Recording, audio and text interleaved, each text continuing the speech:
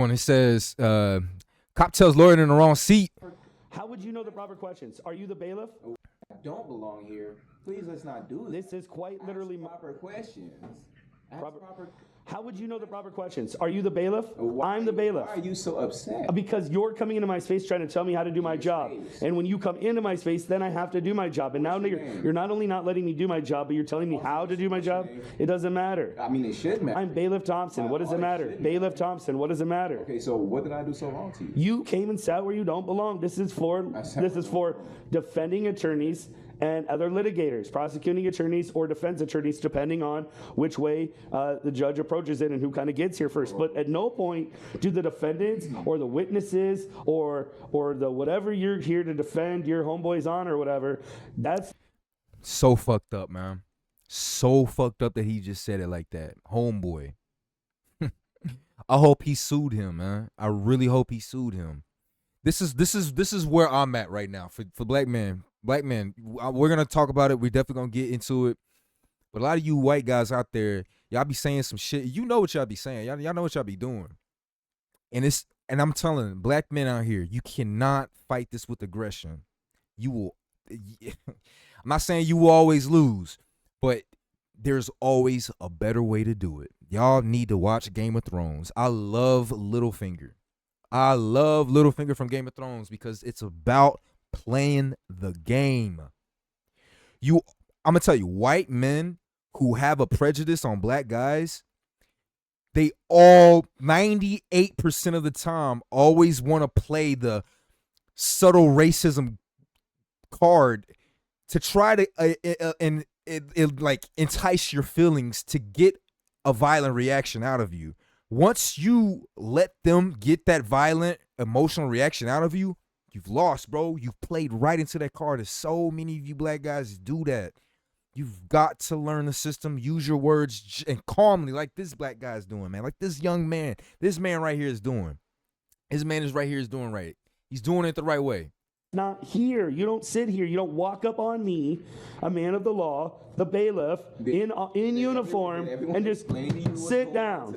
And I can see he's got gray hair. He's been dealing with this for a very long time. We really don't give the credit to a lot of black men out here who are in very professional areas. It's impossible if you are not a black person to understand the level of self-control, the amount of putting your pride to the side you have to experience to just live a good life. Which is why we need to start suing motherfuckers. Oh, yeah. Oh, yeah. The definition of a real nigga has changed. That's why I say you guys keep wanting to crash out. Keep crashing out, man. Because motherfuckers like me and smart people like him, we're coming for your bank account. Ha! That feels so much better than hitting you in the face. But some of you guys don't know how to, y'all haven't experienced that sweet, sweet pleasure of not winning physically. Because I can do that all day. It's easy to beat somebody's ass. That's easy, bro. Been there, done that. I want to come for your bank account. Or I want to come for your daughter. I want to come for your sister. Come on, man. Y'all playing the wrong game, bro. Y'all playing the wrong game. What? Everyone or anyone at all explain to you what's going on? Same as And you see how he's using his words in a very good way? every day. And who's in the building? Defendants in the back and litigators at the tables. Why would it? Have you ever seen a movie or a show? Have you ever seen Law and Order? I'm sure you've seen Cops, right? You see that? Another racially charged comment to try to get this guy to do something violent, right? I use this same tactic against people. I use the same, especially even at my job. White women, white guys, even black guys. It doesn't matter what race you are. If you coming to me disrespectfully, I love using that tactic the cop is doing. I love doing that tactic the cop is doing. It's called corporate. Hold on. What's it called? It's called corporate passive aggressiveness. Oh, corporate passive aggressiveness. Y'all gotta learn that, man. Y'all gotta learn how to do that. Got family and friends that have been on there. Sure, you've seen cops. Oh, right, absolutely. I love the hardworking men of the law. Those are some of my favorite humans. Some of them do a great job. Most of us do a great Look job. at that. Polite. Just polite as fuck, man. Sometimes they get caught up dealing with people like you, walking around like you own the place. Like me. Sometimes they get caught kind of having to draw a line. Now, don't make me draw a line I don't want to have to draw. You want me to draw a line like they do on cops? How does that work out for your people? I can see that you're angry. How does that work out for your people? How does that work out for your people? Angry, I'm sir. so pissed off that you're in my space. I'm here representing the DA, right? I'm sorry, no one explained that to you, but I'm actually here representing the DA. You're the litigator. If you want to explain to him why I just left or why this court case go horribly wrong because of your assumption and your attitude. No, I'm so sorry. Right? I didn't know you were the lawyer. Do that to him. I didn't know you were the lawyer. You just assumed I was someone else. You seem like a assumed, defendant. Oh, I'm just wearing a button up. I'm just here with this paperwork, and I don't know what you assume. Maybe it's the color of my skin. I don't know. You're telling me to sit back with them? I'm just saying that's where the defendants would have been. I'm sorry for the miss. The way you acted was unbelievable. Yeah, I'm so sorry. Unbelievable. Yeah. I mean, you didn't even ask like a civilized question. I could have told you exactly who. You see the change in his tone? You can, bro. Yeah. I need y'all black men, please, I'm telling you, you've got to understand the power of corporate passive aggressiveness and using the system, the system of the hierarchy to attack and destroy your fucking enemies. Y'all are too aggressive, man. You be controlled like this, because then at that point, you just letting the motherfucker continue to dig themselves in a deeper and deeper and deeper hole. Yeah, he could have. The black guy could have just stopped him at the very jump and said, "You know what? No, I'm the DA. I'm representing the DA." He could have just said that, but because of the way he was playing fucking chess, he was playing chess on him. He's done and dealt with this so much, and we don't appreciate what black men have to go through for that shit, man.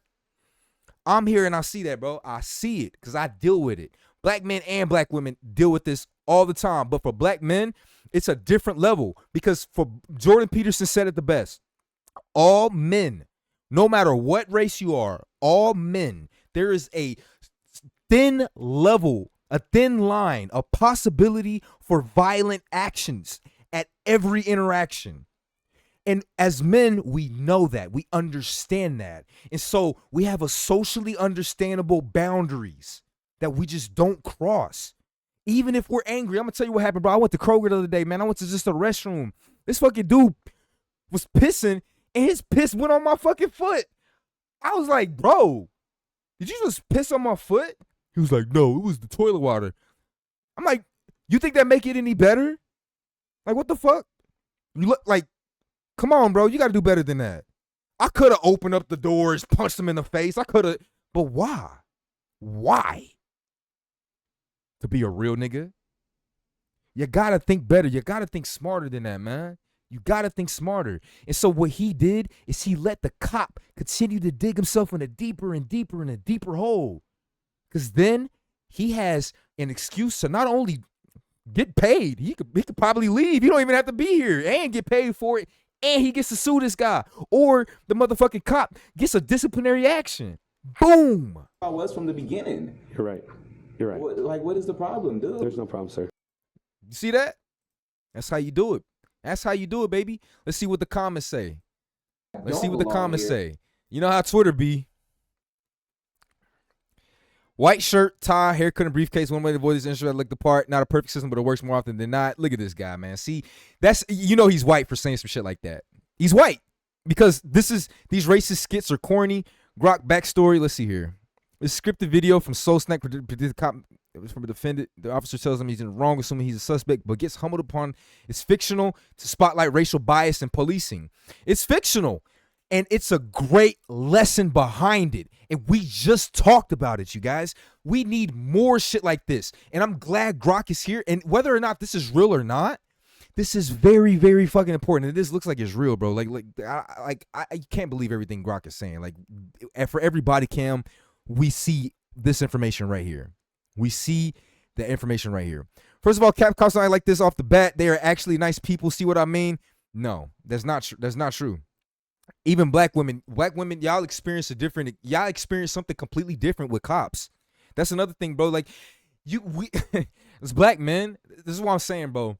You got to really truly live for yourself, and you got to pick and choose who you allow in your life, because no one is gonna understand you. Not even your own black women are gonna be able to understand the shit that you're going through, bro. Not even your own black women are gonna be able to understand. Some of them will, but not a lot of them are. It's really a solo sigma path you got to go on. And so you got to reward yourself for the hardships that you go through. No one else is going to do it, bro. No one else is going to do it. You got to reward yourself, and you got to ignore all this other shit that other people are saying, man. You really got to ignore it. White boy was swift with the N-word. Problem is we hate script racism. These are kids dying in Palestine. Man, fuck that shit, bro. See, man, worried about the wrong things. Y'all motherfuckers be worried about everything but what going on in front of your fucking front yard, bro. It's crazy. Y'all need to stop making these stupid skits. See, you cannot. This is not for everybody. Once again, this is not for everybody, you guys. Y'all wasn't born the same way. Like, y'all didn't experience the same shit that someone like me or someone that looks like me was. No one told you. My mama told me when I was in fucking, like, when I was 13, 14. You cannot do the same things white kids do, because the law will treat you differently. And she was fucking right. She was right. I had a white friend, my friend Tristan Crumweedy, had a fight with some other person at the park. It was a big event. We all went to it. He was like my best friend at the time. And so, we was there. And so the cops came. Everyone started running, right? We was in high school. Everybody started running. Everybody started running away. Long story short, somehow the cops got my information, told me to come to the fucking police station, right? Asked me what went down. I told them what went down, that I wasn't involved with it. I told them the people that fought, I'm cooperating. I talked to Tristan. He told the police that he was in the fight. Police charged me. Tristan told the police. He told the police he was in the fight. And they charged me for it. They charged my ass for it. Racism. Y'all ain't got to experience that shit. So fuck it. Fuck it, bro. This is what makes you stronger, bro. That's why nobody can fuck with me. Nobody. I am not scared of nobody, bro. Because y'all ain't experienced the pain and the unfairness like I have, bro. No one can fuck with me. I've even thought about it. If it wasn't for the risks of like getting brain damage or something, bro, I'll be in the UFC or doing some boxing for sure. If I didn't, I can't remember the name of that boxer, the Hispanic boxer. He had one fight, bro. Man, he got hit in the back of the head, paralyzed for life. I'm not doing that, bro. I would never risk it, and I don't want to mess up my face. So, but because of that, bro, I know no one can fuck with me. I'm winning every fight. I'm going Floyd Mayweather, Gervonta Davis type shit.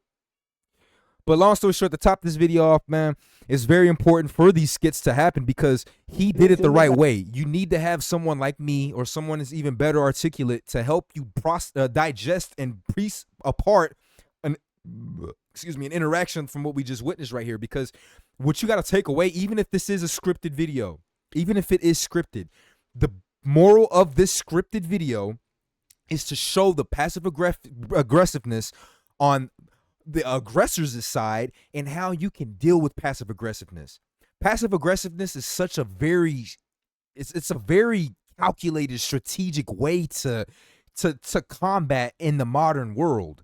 Y'all are so quick to fight. You need to learn how to use passive aggressiveness in a corporate way so you can reverse the tables. That's what this video showed.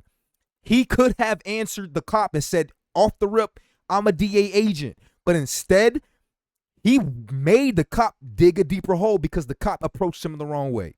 Straight up, bro. Straight up. So we'll go ahead and put a nail in the coffin on that one. Great video.